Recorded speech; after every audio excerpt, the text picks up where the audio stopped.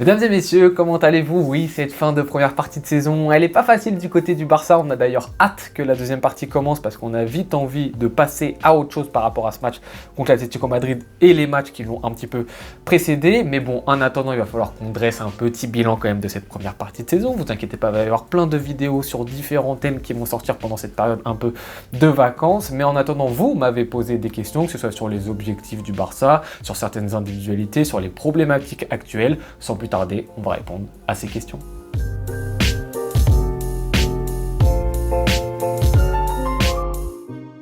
Sans plus tarder, donc les premières questions, comme vous voyez, je dis les au pluriel, de Aradoui et le visionnaire qui me demande l'un, est-ce que c'est pas un problème au niveau de l'attaque qu'on a actuellement, et l'autre, est-ce que c'est pas un problème de latéraux? Si je vous mets ces deux questions en même temps, c'est pourquoi? C'est pour vous montrer finalement que moi je reçois plein de commentaires des fois ou des questions qui me disent est-ce que le problème c'est pas Laporta, est-ce que le problème c'est pas Flick, est-ce que le problème c'est pas le hors-jeu, est-ce que le problème c'est pas Lewandowski, est-ce que le problème c'est pas Casado? À chaque fois en fait il y a des problèmes qui sont différents et c'est juste pour vous dire, je pense qu'il n'y a pas un seul problème du côté du FC Barcelone.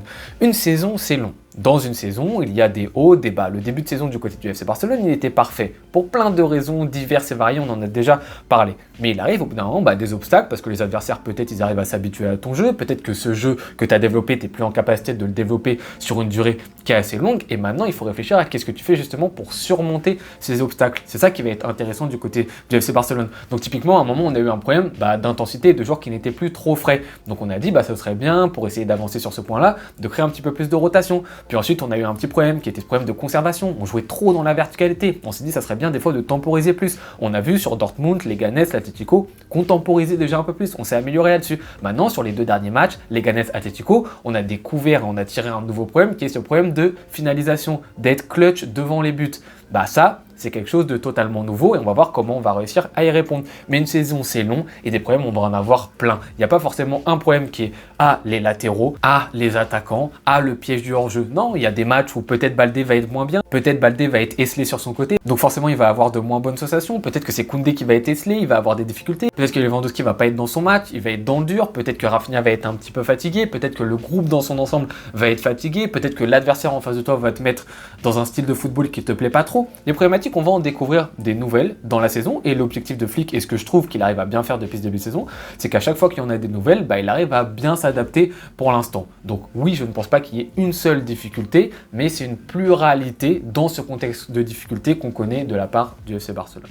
Ensuite, deuxième question, mesdames et messieurs, de notre cher Blaugrana Rusé qui me demande quels sont mes objectifs dans cette deuxième partie de saison du côté du FC Barcelone. Écoute, moi je l'ai déjà dit en ce début de saison, au mois d'août, j'ai fixé mes objectifs pour le Barça. Mais j'ai dit, moi ce qui m'intéresse en premier lieu, et ça ne tient qu'à moi, ce n'est pas forcément de soulever un titre, une Liga, une Supercoupe, etc. Ce qui va m'intéresser du côté du FC Barcelone, c'est de créer un bloc qui est solide, sur lequel on va pouvoir se baser pour les prochaines années, pour le futur. C'est-à-dire avoir une ossature du côté du FC Barcelone qui te permette d'avancer, que ce soit dans les individualités, mais également dans le jeu dans son ensemble, qui est aussi une amélioration de la part de certains joueurs, de la part des jeunes joueurs, que je les vois s'améliorer sur la saison, que je vois le jeu collectif du Barça également s'améliorer, que ce que je vois en août soit pas exactement la même chose qu'en mai, et que je vois le Barça arriver collectivement à montrer à chaque fois de plus en plus de belles choses. Maintenant, ce qui s'est passé, c'est que forcément, en ce tout début de saison, on a commencé à rêver à certains titres, on s'est dit, waouh, on est bientôt sur le toit de l'Europe, tout va bien se passer, on explose tout le monde, tout va bien. Malheureusement, ça correspondait pas, je pense, à une réalité de contexte de la part du FC Barcelone. Mais certains ont peut-être un petit peu trop rêvé. Mais moi, j'ai toujours été en mode, il faut attendre, soyons patients, une saison c'est long, on n'est que en octobre, attendez, on n'est même pas à la moitié de la saison, patience les gars. Et là, on se rend compte qu'on a eu encore une fois certains obstacles de la part du FC Barcelone. Mais moi, mes objectifs pour la seconde partie, ça sera les mêmes. C'est-à-dire que je connais le contexte de mon club et que je sais que par exemple, on n'a même pas d'ailier gauche, on n'a même pas de mec pour remplacer Baldé à gauche à part Gérard Martin. Du côté de Koundé, on a Hector Fort, mais on ne sait pas réellement à quel niveau il peut être. On n'a pas de réel 6 parce que Bernal s'est blessé. On n'a pas de réel 6. Casado, pour moi, n'est pas un vrai numéro 6 et Frenkie de Jong non plus. On n'a pas un mec réellement pour suppléer Lewandowski en tant que numéro 9. On n'a pas non plus trop de solutions pour remplacer Lamine Yamal. Vous vous rendez compte? C'est ça le contexte du FC Barcelone. Il faut le prendre en compte, il ne faut pas l'oublier. Alors bien évidemment, j'appelle pas à ce que ce Barça ne gagne pas. Et si on gagne, je serais extrêmement content. Et comme l'a dit Xavi dans son interview qui lui a coûté un petit peu peu sa tête, on va se battre, on va donner le meilleur de nous-mêmes, mais n'oublions pas qu'on n'est pas le Barça d'il y a 25 ans qui pouvait se permettre sur le mercato d'acheter qui on voulait et donc de combler des difficultés qu'on avait dans l'effectif. Là, c'est une économie, c'est un contexte qui est totalement différent. Il faut l'accepter. Donc, essayons de créer quelque chose de solide, un bloc compact. Et on le voit actuellement. Tu vois, un Koubarsi, c'est quelqu'un sur lequel on va pouvoir s'appuyer sur les prochaines années. Koundé, c'est très sérieux également. Pedri, c'est sérieux. Casado, c'est sérieux. Lamine Yamal, c'est un des meilleurs joueurs du monde. Rafinha, c'est un des meilleurs joueurs du monde. On a des joueurs sur lesquels s'appuyer. On a une ossature. Et dans le style de jeu, on est également, je trouve, en train de progresser. Alors, vous allez me dire, oui, mais ces derniers matchs, on n'a pas réussi et tout. Oui, moi, ce que j'ai vu contre Dortmund et ce que j'ai vu contre l'Atlético Madrid, j'ai trouvé ça extrêmement intéressant dans la proposition, dans le jeu. Alors oui, on met plus les scores, les 5-0, les 4-0 peut-être, mais à l'époque où on les mettait ces scores-ci, je trouvais que le jeu, dans tous les cas, n'allait pas être durable. Oui, ce style de jeu était impressionnant, on a grave kiffé, etc. Mais je me suis tout de suite dit, cette manière de jouer, on va pas pouvoir la tenir sur toute la saison. Or, la manière de jouer qu'on a eu contre l'Atlético Madrid, là, je me dis, si on continue à performer de cette même manière, forcément, on va aller loin. Parce que ce qu'on a montré, si on joue 25 fois de la même manière cette saison, on va gagner 23 matchs au moins. Troisième question de la part de Jonathan qui reste un petit peu dans cette idée sur la seconde partie de saison. Qu'est-ce que je pense qui va se passer? Eh bien écoute, moi je suis plutôt optimiste sur ce qui va se passer sur cette seconde partie. Bien évidemment c'est la team positive, mais sans faire l'acteur réellement en étant le plus franc possible. Si je vois un Barça qui continue à jouer comme il l'a fait contre l'Atlético Madrid, je n'arrive pas à me dire qu'on ne va pas réussir. Parce qu'encore une fois, il y a des gens qui vont me dire oui, mais le résultat c'est plus important, etc. Moi c'est pas réellement ma philosophie. Je peux comprendre cette idéologie, mais moi ce n'est pas la mienne. En fait, j'ai comme idée de me dire si tu joues 25 fois le même match contre l'Atlético Madrid, la même manière, le même fond de jeu, tu vas gagner 23 fois. Alors que typiquement, à Mallorca, la manière dont tu as joué, même si tu as gagné 5-1, si tu le joues 25 fois, pour moi, tu vas le gagner que 15 fois, le match. Donc c'est un petit peu différent. Moi, j'ai comme idée de me dire, si on utilise vraiment le même jeu qu'on a vu contre l'Atlético Madrid, contre Dortmund, contre Leganés, je vous jure qu'on peut aller loin. Vraiment, j'en suis totalement convaincu, parce que c'est quelque chose de solide. Après, ce qui va être intéressant de voir, justement, de la part de Flick, c'est est-ce qu'il va revenir à un double pivot, une sorte de 4-2-3-1, si on peut l'appeler comme ça, qu'on a depuis le début de saison, ou est-ce que justement, il va utiliser le 4-3-3 qu'on a vu contre l'Atlético Madrid, qui, dans le contenu, pendant 90 minutes, je trouve, a été plutôt très concluant. Bien évidemment, le résultat nous a déçus, mais dans la manière, on a vu de très belles choses. Et je pense d'ailleurs que c'est un football qui, dans la durée, peut nous amener beaucoup plus loin que le 4-2-3-1 ultra vertical qu'on a vu en début de saison. Mais moi, tu me demandes et tu me poses la question, oui, je suis optimiste sur cette deuxième partie d'année. Après, ça dépendra quand même de nos adversaires. Est-ce que le Real Madrid, eux aussi, ils vont carburer, ils vont faire que des victoires? Bah forcément, tu passeras pas devant eux. Est-ce que l'Atlético Madrid, pareil, ils vont carburer, ils vont faire que des victoires? T'auras beau toi être bon, bah tu pourras pas passer devant eux parce que maintenant, c'est eux qui ont la main sur le championnat. Quatrième question d'Herman qui me demande pourquoi est-ce que contre les Leganés, eux ils marquent en premier, ils arrivent à tenir le score alors que nous on n'arrive pas à le faire contre l'Atlético Madrid. Alors tout d'abord, c'est deux dynamiques d'équipe qui sont totalement différentes. Tu le vois, les Leganés quand ils nous marquent le premier but, tout de suite eux ils vont commencer à défendre dans leur camp alors que nous quand on marque le premier but, notre objectif c'est de marquer le deuxième, le troisième. On est sur une dynamique qui est totalement opposée, on conserve cette envie d'être proactif dans le match et ça c'est normal quand tu affrontes une équipe qui est totalement plus faible que toi et qu'elle te marque le premier but, ce n'est pas la même dynamique que quand c'est l'inverse. Mais en plus de ça, la grosse problématique, c'est une problématique d'efficacité. Là, on en vient à la difficulté qu'on a actuellement, c'est que oui, l'Atlético Madrid, eux, ils ont été ultra efficaces, alors qu'en réalité, je crois, ils font que 3-4 tirs dans le match, alors que toi, t'en fais je sais pas combien, et dans des zones qui sont réellement dangereuses. Donc oui, les Leganés a réussi à tenir le score, mais encore une fois, je le répète, si tu joues ce match 25 fois contre les Leganés, je suis pas sûr qu'ils tiennent le score très très longtemps. Et ce qu'a fait l'Atlético Madrid, si je joue la même partie contre le Barça 25 fois, je suis pas sûr qu'il le remporte très souvent, ce match-ci. Donc bien évidemment, encore une fois, oui, on est déçus, mais concentrons-nous sur le fond de jeu, et bien évidemment qu'il y a une problématique, et il faut l'assumer, une problématique d'efficacité du côté du Barça, qu'il va bien falloir réussir à corriger.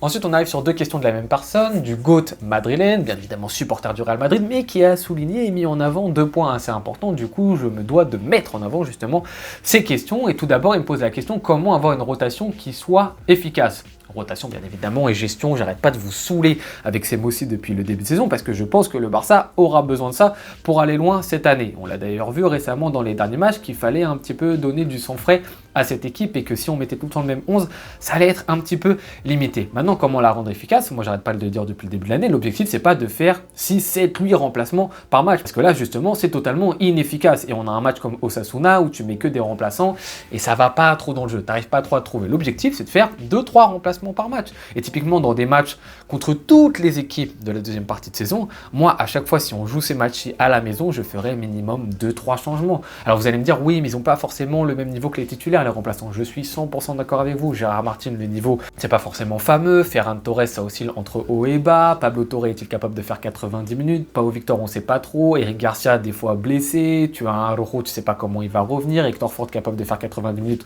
on sait pas. Fermin Lopez, son niveau, c'est pas exactement le même que l'année dernière. Frenkie de Jong aussi, le niveau en ce moment, c'est compliqué. Gavi, pas revenu à 100% et c'est totalement normal. Bref, les remplaçants, ils n'ont pas forcément le niveau des titulaires. Mais justement, l'objectif, c'est d'en mettre pas forcément beaucoup et de leur donner de la confiance. Donner de la confiance et du rythme. Ce sont les deux points les plus importants. De la confiance en les mettant à côté de joueurs qui, eux, sont cadres et qui sont en confiance. Et du rythme, en leur donnant des minutes. Parce qu'un joueur, si tu le laisses sur le banc toute la saison et que tu lui demandes en février d'être important, non. Parce que même s'il est fit et qu'il est à 100% prêt, il faut qu'il joue des matchs. Il faut donner du rythme à des joueurs. C'est important. Tu peux pas le laisser juste faire les matchs d'entraînement. C'est pas du tout pareil. C'est pas du tout la même intensité. Le joueur, il va pas être en capacité de jouer un vrai match pendant 90 minutes de manière solide. Là, typiquement, ce qu'on a vu contre l'Atlético Madrid, c'est qu'on a vu qu'on a mis Gavi et Fermin Lopez. Alors Fermin Lopez un petit peu obligé parce que c'était le remplacement entre guillemets de Lamine Yamal, mais c'est deux rotations. Et vous les avez vus, ils sont entourés de joueurs cadres. Alors bien évidemment, Fermin Lopez est sur le côté gauche, ce qui n'est pas son poste, donc on n'a pas vu le meilleur ailier gauche de l'histoire, c'est normal, c'est pas son rôle,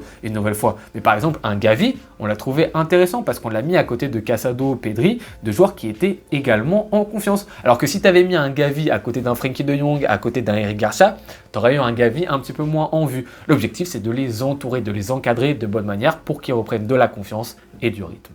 La deuxième question du GOAT madrilène concerne notre cher Robert Lewandowski, qui depuis quelques temps agace une bonne partie de la communauté. Moi aussi, il m'agaçait déjà un petit peu l'année dernière. Ce qui est assez marrant, c'est qu'au tout début de saison, quand il revenait en forme, tout le monde, encore une fois, a tablé sur une seule personne, qui était Xavi, en mode « Ah, en fait, le problème, c'était Xavi. Le problème, c'est que Xavi ne savait pas utiliser Lewandowski. » Depuis quelques temps, quand même, les gens se rendent compte que finalement, non, c'est pas forcément le problème. C'est que Lewandowski, clairement, a baissé de niveau et n'a plus le même niveau qu'il avait quand il était au Bayern Munich. Et alors qu'on était sur un début de saison où il arrivait à se contenter à faire des choses qui étaient simples, etc. Sur ces dernières semaines, on est sur un joueur qui est en difficulté à faire ces choses simples. Et en plus d'être un joueur qui est en difficulté devant les cages, ce qui est grave et ce qui est problématique pour le FC Barcelone, c'est un joueur même dans le jeu que je trouve de plus en plus en difficulté. Alors on savait qu'il avait du mal, entre guillemets, dès qu'il commençait à contrôler et tout, mais là, rien que quand il va recevoir un ballon, moi je suis devant mon écran, je suis pas serein, j'ai l'impression qu'il reçoit le ballon, ça bégaye, droite-gauche, il sait même plus contrôler un ballon qui paraît quand même très simple. Donc là, ça devient encore plus inquiétant parce que même dans le jeu, ça va être un joueur dont on a besoin dans le rôle de fixation, le rôle de fixateur, qu'il ne peut plus interpréter parce que même dans ce rôle-ci, je le trouve pas pertinent et je le trouve pas bon en ce moment. Donc après, comment régler ce problème-ci? Moi, je sais pas. Il y a beaucoup de personnes qui te diront il faut mettre un Pau Victor, mais moi, je suis pas sûr que ce soit une réelle solution et je pense surtout que c'est très compliqué pour Hansi-Flick de régler ce problème-là parce que tu as un joueur comme Lewandowski qui a un certain statut, il faut avoir un management. Si Lewandowski, tu le mets sur le côté dès qu'il est en difficulté, comment le joueur, est-ce qu'il va répondre à ça? Est-ce qu'il va te bouder? Ok, mais si Pau Victor, ça répond pas présent, quelle solution finalement tu as parce que tu t'es mis à dos Lewandowski? Comment gérer ça? Est-ce qu'il faut pas plutôt essayer de le faire enchaîner des minutes pour qu'il reprenne de la confiance parce qu'on sait qu'un numéro 9, il a besoin de marquer pour reprendre justement de la confiance? C'est super compliqué pour Hansi-Flick. Moi, j'ai pas de réelle solution par rapport à ça, mais c'est vrai qu'avoir un joueur de ce statut-ci, ça peut poser problème du côté du FC Barcelone. On sait que son agent, c'est Pini Zahavi, on sait qu'il a une main et une influence très importante sur le FC Barcelone, que l'année prochaine, il risque d'être encore présent. Il faut pas que ça devienne non plus un boulet pour le Barça, ce petit Robert. Donc ouais, ça va être une petite problématique. Il faut surtout que individuellement, il se remette un tout petit peu en question et qu'il redevienne le tueur qu'il était en début de saison. Dernière question, mesdames et messieurs, un petit peu plus de légèreté de la part de Yanis qui me demande est-ce que Rafinha est le meilleur joueur du monde actuellement? Ça va être l'occasion un petit peu d'en parler. Donc Yanis qui est certainement le fan numéro 1 de Rafinha dans la communauté FC Barcelone. Déjà, meilleur joueur du monde, moi je suis pas en capacité de te le dire parce que voilà, il y a beaucoup d'équipes qui performent très bien, du style Liverpool par exemple, qui ont aussi des individualités qui sont très fortes. Mais déjà, intéressons-nous à meilleur joueur du FC Barcelone. La grande question autour de ça, toujours, autour de meilleur joueur ou pas, c'est quels sont tes critères? Est-ce que ton critère c'est faut être le meilleur buteur de son club? Est-ce que le critère c'est le meilleur passeur de son club? Est-ce que ton critère c'est les deux ensemble, le plus décisif entre guillemets? Est-ce que ton critère c'est le joueur qui dans le jeu est le plus important? Est-ce que ton critère c'est le joueur qui va se faire élever le plus les autres autour de lui? C'est ça la grande question. C'est quoi ton critère pour désigner c'est quoi le meilleur joueur? Si selon toi c'est la question d'être décisif, il n'y a pas trop de débat, parce que là tu regardes juste les stats, tu vois Rafinha, il est top 1, top 2 du côté du FC Barcelone. Donc là-dessus, il n'y a pas de débat. Mais selon moi, et vu que tu me poses la question, ce n'est pas le meilleur joueur parce que mes critères, ce ne sont pas ceux-ci. Et typiquement, je mettrais un Pedri ou un Lamine Yamal devant. Rafinha juste derrière, bien évidemment, parce que ce qu'il fait en ce début de saison, c'est totalement phénoménal. Mais je trouve que des joueurs comme Pedri ou Lamine Yamal sont plus autosuffisants. C'est-à-dire que Rafinha, je trouve justement, a des fois un petit peu trop besoin des autres pour être mis en avant. Il n'est pas autosuffisant, on va prendre le ballon, on va faire 1, 2, 3 dribbles, capable de faire des passes dans tous les angles, que ce soit des passes courtes, des passes longues, etc. Pedri, c'est un joueur qui a la faculté de jouer en verticalité, de jouer court, de temporiser, d'être vraiment le joueur qui va mettre le rythme au milieu de terrain, qui techniquement est capable de se sortir de situations où il est entouré de 3 joueurs, de voir le jeu, de se positionner intelligemment dans le jeu, de se mettre en retrait, qui a des difficultés par exemple pour conclure. Donc bien évidemment, si tu me dis Pedri, il n'est pas assez décisif, je serais totalement d'accord avec toi, et d'ailleurs c'est le cas aussi de Lamine Yamal. Mais c'est des joueurs qui, dans le jeu, pour le collectif, apporte des choses que je n'arrive pas trop à voir de la part de Rafinha. Et de l'autre côté, pour moi, Lamine Yamal, c'est beaucoup trop fort. C'est un joueur qui est capable de dribbler dans les petits espaces, c'est un joueur qui est capable de jouer intérieur, c'est un joueur qui est capable d'être collectif, que ce soit dans des passes longues, que ce soit dans des centres, que ce soit à ras de terre, que ce soit de l'extérieur du pied, que ce soit de l'intérieur du pied. Un joueur capable d'éliminer sur son couloir, et il n'y a rien de plus difficile que d'éliminer quand tu es proche de la ligne, dans des petits espaces. Lamine Yamal, pour moi, c'est un joueur qui est totalement complet et autosuffisant, et qui peut même des fois frapper et avoir des frappes qui sont dangereuses. Et en plus de ça, c'est un joueur qui est très intelligent dans le jeu. Alors bien évidemment, encore une fois, chacun sa sensibilité, chacun voit la chose comme il le veut, et si toi tu désignes que c'est Rafinha le meilleur joueur du Barça parce que c'est le plus décisif, je suis d'accord avec toi. Mais moi, j'ai plus d'affinité avec le type de joueurs que sont Pedri ou Lamine Yamal. Donc voilà, mesdames et messieurs, c'était la FAQ de cette première partie de saison du côté du FC Barcelone. Comme je vous l'ai dit, évitons le défaitisme. Voilà, essayons de rester positifs pour cette deuxième partie de saison, mesdames et messieurs. Si on continue à faire ce qu'on a fait sur les derniers matchs, dans la manière, je parle, dans la manière, il va y avoir de belles choses qui vont se profiler du côté du FC Barcelone. Sur ce, n'hésitez pas à me dire en commentaire ce que vous pensez de mes réponses. Je me ferai un plaisir comme d'habitude de vous répondre. Je vous souhaite très bonne journée ou bonne soirée en fonction de quand est-ce que vous regardez cette vidéo. À tout bientôt.